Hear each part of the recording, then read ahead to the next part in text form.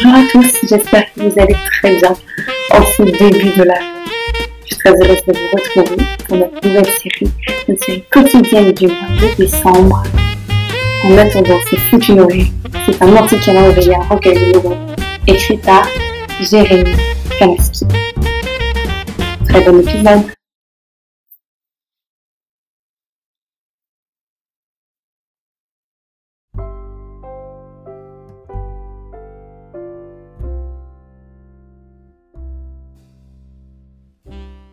Après le décès de son pater, Thibaut n'avait plus de famille, plus personne, rien, si ce n'est un gros paquet d'oseille. À cette époque, il avait 22 ans et n'entendait plus poursuivre ses études. Il remercia le notaire pour les quelques signatures très moches apposées sur les documents officiels de l'héritage en échange de frais monstrueux. Il se décida à vendre le grand appartement parisien dans le 8e arrondissement où il résidait, ainsi que la maison de vacances dans le Vaucluse, pour partir se terrer dans un confortable chalet de l'Alpe d'Huez. Thibaut ne manquait de rien. Il faisait le plein de boîtes de conserve tous les 3 ou 4 mois. À ce rythme-là, il devait manger 1 fois par jour. Il ne faisait pas du tout propre sur lui. À quoi cela aurait-il servi vu qu'il ne sortait quasiment pas? Ah si, il sortait quand même pour s'acheter de la gnôle 1 fois par semaine. D'ailleurs, c'était bien les rares fois où il se rasait et s'habillait avec du linge propre. La gnôle, parlons-en. Il voulait se saouler vite, mais les bières n'étaient pas assez fortes pour la quantité ingérée. Il devait aller pisser souvent avant de se sentir bien. Alors il est vite passé à quelque chose de plus fort. Vodka et tequila bon marché, qu'il coupait avec un jus de fruits parce que c'était beau, et aussi pour se donner bonne conscience. En définitive, ça le fatiguait pas mal de transporter des liquides non alcoolisés. Il se mit alors à boire sa bouteille pure dans un verre, pas au goulot, on n'est pas des sauvages, qu'il devait se dire à lui-même chaque fois qu'il picolait. Devant son ordinateur, il buvait et jouait au poker en ligne où il était très fort, excepté quand il s'approchait dangereusement de la limite du coma éthylique. Le gars pouvait tout perdre pour une paire de deux. Il regardait aussi pas mal de films sur Netflix et lisait des bouquins qu'il commandait sur Amazon. Les mois passèrent vite et se muèrent en années. Le poids du temps écrasait toute envie de se foutre un coup de pied dans le derge pour aller taffer. Comment chercher un travail si à l'entretien d'embauche, on lui posait des questions sur ses anciennes expériences professionnelles qu'il n'avait pas? Il se serait senti jugé et il voulait qu'on lui fiche la paix. Fatigué de voir avant d'avoir commencé à vivre. Et puis il se sentait seul, mais par obligation. Il savait que lorsqu'il avait des personnes autour de lui, ça pouvait vraiment mal tourner, et c'était pas beau à voir. Quoi qu'on en dise, et pour le bien de tout le monde, il était bien dans son chalet, sur son siège devant l'ordinateur à côté de la cheminée. Mais ça devait suffire. Les marginaux comme ça font peur au voisinage. Je l'avais assez espionné pour le connaître et savoir que c'était une pauvre âme, qui n'avait aucune ambition. Je devais soulager sa peine. Nous allions l'achever pour les fêtes de fin d'année. Merci qui? À chaque fois qu'il venait faire ses courses, ma copine, caissière et pas mal jolie, en avait la chair de poule. C'est un fou furieux, me dit-elle le plus sérieusement du monde. Il est trop chelou. Il sort jamais, il porte de vieux habits et picole comme un porc. Imagine, on a un enfant. Je ne veux pas qu'il se balade seul dans la rue, sachant qu'un clochard avec un toit sur la tête peut débouler n'importe quand pour lui faire je ne sais quoi. Et puis on dit des trucs comme quoi il aurait tué son père. Faut l'arrêter avant qu'il fasse une de ses bizarreries. Elle est comme ça, ma copine. Pleine de compassion pour son prochain qu'elle abrégerait volontiers.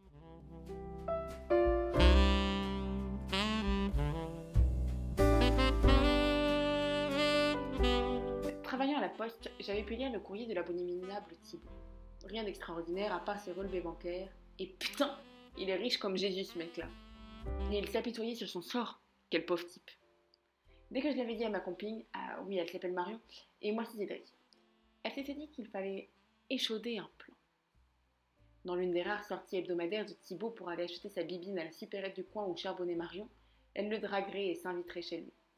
À l'intérieur, elle l'assommerait avec ce qui lui tomberait sous la main, mais pas trop fort pour ne pas le tuer, mais assez pour l'attacher sans qu'il se débatte.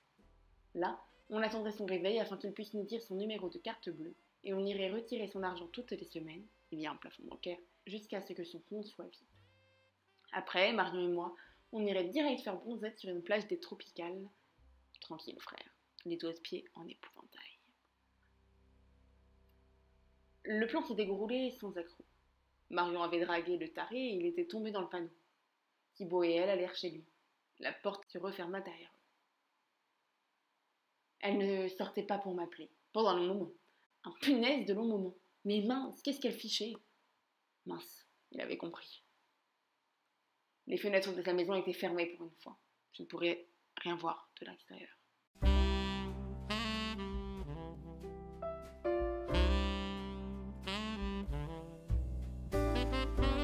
Le soir venu, elle sortit de chez lui, légère. Elle marchait tellement en zigzagant que j'en avais le tournis. Assez loin de la maison du gars déplumé, je sortis de la cachette que j'avais trouvée derrière des bennes à ordures. « Mais Marion, qu'est-ce que t'as foutu? Je t'ai attendu toute l'après-midi. » Elle ne répondit pas de suite. Elle avait les yeux hagards et le sourire qui lui piquait les oreilles. « Cédric, je suis enfin tombée amoureuse aujourd'hui. Thibaut est incroyable. » Au début, j'étais foudrage qu'elle en aime un autre que moi. Après, je compris à sa phrase qu'elle ne m'avait jamais vraiment aimée. « Mais explique-moi !» J'essayais de l'arrêter, mais elle continuait à marcher droit devant elle sans me prêter attention. Puis elle se stoppa net, se retourna et me fixa pour dire « Après qu'il m'ait fait l'apéro, on a fait l'amour et ensuite on a pris un digestif pour se requinquer, comme il dit. Trop mignon. Mais tu devais le frapper, pas échanger vos fluides. Tu sais, il a un certain charme au fond, et en dessous de ses fringues, il est plutôt pas mal. Comment tu peux me faire ça? J'ai le droit de me faire plaisir, c'est si rare. Elle écarte-toi de mon chemin, je rentre chercher des affaires à la maison et je m'installe chez lui. Et au fait, depuis quand tu l'appelles par son prénom? Qu'elle prononce Thibaut, ça m'avait fait mal. Je ne sais pas pourquoi. Et j'allais partir vers chez nous. Enfin, son ancien chez elle. La nuit se refroidissait et je ne parvenais pas à calmer ma colère. Les poings fermés, je m'aventurais vers la maison de ce voleur de femmes. Devant chez lui, j'étais prêt à le mettre minable. Je tapais énergiquement à la porte, il ouvrit, souriant. Je t'attendais, entre. J'ai fait à manger. La table était mise, l'intérieur était convivial. Il y avait des chandelles allumées. Je devais faire quoi déjà?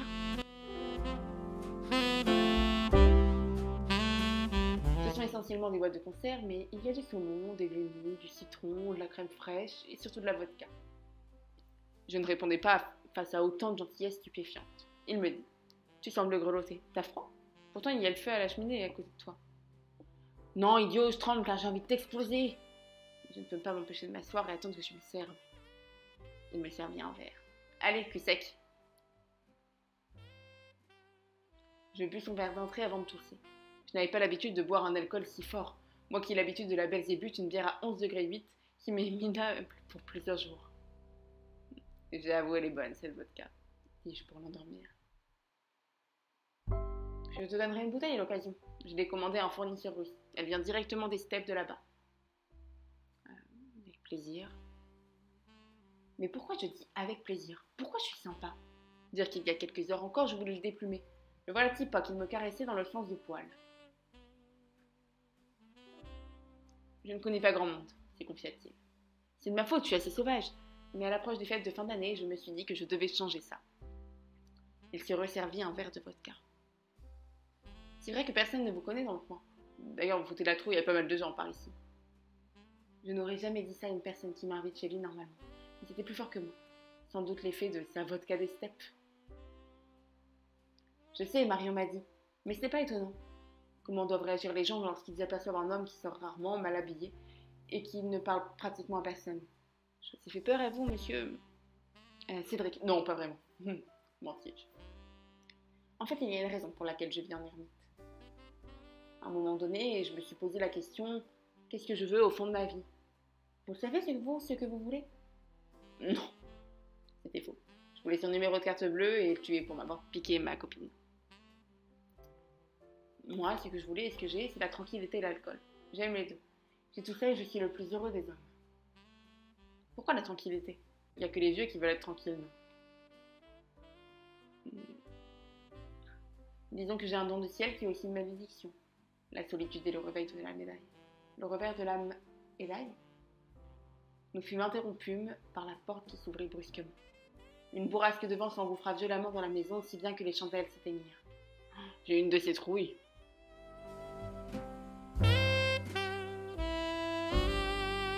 C'était Marion qui avait ouvert avec fracas la porte, sans le faire exprès, à l'aide du vent. Dehors, il y avait une tempête de neige qui allait durer plusieurs jours. Elle entreposa ses valises dans le couloir de la porte d'entrée, se débarrassa de sa veste léopard sur le porte-manteau et s'assit outrageusement sur les genoux de Thibaut. Cette pétasse me toisait de l'autre côté de la table. Je ne la quittais pas des yeux, tout en me resservant pour la énième fois un de ces verres de vodka des steppes que je bus sec. Thibaut brisa le silence avec son intonation de brise-glace. L'atmosphère semble s'être refroidie, sans mauvais jeu de mots. Pas besoin d'être monsieur météo pour comprendre que je la haïssais plus que jamais. L'ambiance était glaciale, et puis bon débarras, qu'elle a su faire voir.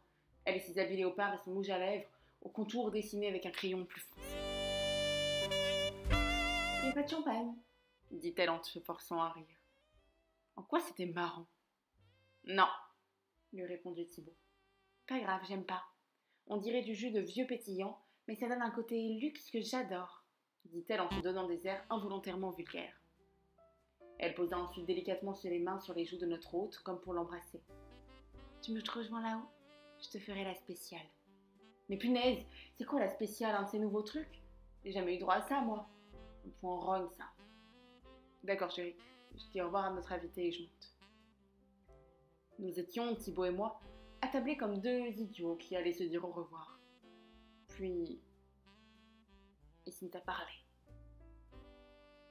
Veux-tu me pardonner, mais l'appel d'une demoiselle ne peut être refusé. Ça va, j'ai compris. Mais avant, parle-moi de ton don. De mon don ? Ah, oui. Et là, il me dit tout. Tout son passé, comme je vous l'ai raconté au début. Pour son don, il me dit qu'il pouvait matérialiser tout ce qu'il imaginait. Mais il devait le vouloir vraiment. Par exemple, à 14 ans, il voulait un scooter. Il est apparu comme par magie le lendemain dans le garage. Personne ne lui avait offert pourtant. Quand il était amoureux d'une femme, elle tombait follement amoureuse de lui. C'est ce qui s'était passé avec Marion. Et pourquoi tu fais pas ça pour la bouffer, l'alcool ? Il rit. Je ne sais pas. Pour tout te dire, je ne peux pas utiliser mon don sur commande. On va dire qu'il se manifeste par le biais de mon inconscient. Et c'est comme ça que tu as fait disparaître ton père. Les yeux ronds, il se pétrissait à quelques secondes. Je devais avoir le sourire de travers. Ses yeux se mouillaient. Je te prie de bien vouloir me suivre. Il se levait pour aller m'ouvrir la porte. Je saisis une lampe sur le petit meuble à l'entrée qui s'écrasa sur sa nuque. Il s'écroula au sol. Retour au plan initial. J'avais ligoté l'ivrogne et la traîtresse. Marion était de plus bâillonnée. Je ne voulais pas l'entendre. Le réveil de Thibaut fut long, mais quelques claques par-ci par-là l'aidèrent naturellement à ouvrir les yeux.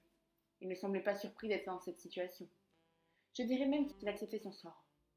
Il me dit qu'il voulait en finir avec tout ça et tout. Je me demandais si ça avait un rapport avec le meurtre de son père. Il me cracha dessus comme un lama. Je le cognai à la mâchoire. « Donne-moi ton numéro de carte bleue. »« Quel intérêt ? » ?»« Quel intérêt ?» dis-je en le frappant violemment dans ses côtes. Marion hurlait derrière son bâillon. Heureusement qu'elle ne parlait plus car elle aurait pu me retourner le cerveau, celle-là, traîtresse. Voilà comment je passais les 3 jours suivants, en compagnie de 2 rôtis ficelés qui se pissaient dessus. Je ne veux pas le dire, mais ça sentait mauvais. Pendant ces 3 longues journées, Thibaut ne parlait plus, regardait dans le vide comme s'il savait qu'il allait mourir. D'ailleurs, il était bizarre. Il commença à trembler quelques heures après avoir été saucissonné. Il suait aussi, et parfois il chuchotait.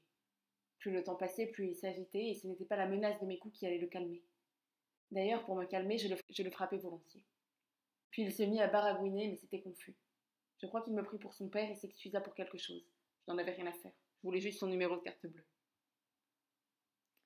Et là, je compris que quelque chose d'anormal s'est passé. Des voix asthmatiques d'outre-tombe sortaient de tous les coins de la baraque. Les lampes grillèrent tout en même temps. Il y avait des hurlements de terreur, un vent froid qui se venait de je ne sais où. Le feu de la cheminée s'éteint d'un coup et se ralluma aussitôt avec des longues flammes vertes. Et je vis comme des petits yeux jaunes dans l'entrebâillement des portes qui nous espionnaient. Peu après, je découvris des silhouettes sombres qui se rapprochèrent de nous si vite que nous hurlâmes tous les 3. Elles aussi hurlèrent, mais c'était pour nous menacer. Thibaut et Marion étaient dans un tel état de peur que je crois que je ne devais pas être très loin d'avoir le même visage crispé avec le sourire à l'envers. Je me cachai derrière Thibaut qui tremblait, comme s'il était survivreur. Les ombres se mirent tout autour de la pièce où nous étions, puis se firent plus nettes, drapées d'un linge noir déchiré çà et là. Et je vous jure que c'est vrai, elles nous lancèrent des sortes d'araignées qui bouffaient tout sur leur passage. Le bois, les murs et même les jambes de Marion et de Thibaut. Je me rappelle encore du bruit qu'elles firent. Je pris la fuite par la porte d'entrée en les esquivant je ne sais trop comment. Dehors, il neigeait toujours, depuis 3 jours. Le lendemain, les riverains étaient abasourdis. Au milieu d'une ruelle habitée, il y avait un vide où d'ordinaire se tenait le chalet de Thibaut. Tout avait disparu. Aussi bien Thibaut qui ne manquera à personne que Marion, qui avait emménagé avec lui avec ses valises. Ma carte bleue aussi avait disparu. Je peux dire adieu à ma vie sous les tropicales. Punaise! Après avoir tout retourné dans ma tête, je me dis qu'ils ont disparu car le mec avait tout imaginé dans sa tête et qu'il était en manque d'alcool. Une forme sévère de délirium tremens. Il devait être complètement taré pour avoir ces hallucinations. Quelques jours plus tard, je réveillonnais seule chez mon père. Il avait fait un rôti ficelé. Ça me fait penser à Thibaut et Marion.